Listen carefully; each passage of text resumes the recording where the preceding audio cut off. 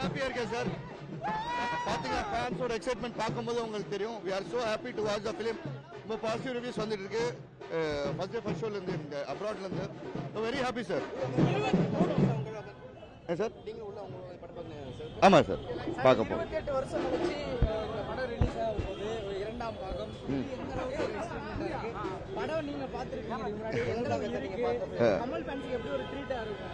பெரிய ட்ரீட்டா இருக்குங்க. கமல் சாரோட ஃபேன்ஸ்க்கு பெரிய ட்ரீட்டா இருக்கும். சான்ஸே இல்லை. 26 வருஷம் கழிச்சு திருப்பி வரார், தாத்தா வராருன்னும் போது கதறல் ஸ்டார்டட். சங்கர் சாருடைய முன்னாடி படமும் சரிவர எதிர்பார்த்த அளவு இல்லாம இருக்குது. அப்படியெல்லாம் இல்லையா? அப்படியெல்லாம் இல்லை. அது நீங்க நினைக்கிறீங்க பர்சனல் ஒப்பீனியன். அப்படியெல்லாம் கிடையாது. வேற லெவல்ல இருக்கும். இப்போ நீங்க வந்து ரிவ்யூஸ் பார்க்க ஆரம்பிச்சீங்கன்னா தெரியும் படம் எந்த லெவல்ல வந்திருக்குன்றது வந்து. உங்களுடைய நடிப்பு எந்த அளவுக்கு சார் எதிர்பார்க்கலாம் படத்துல? படம் பார்த்துட்டு சொல்லுங்க. நீங்க தான் சொல்லணும். நீங்க தான் சொல்லணும்.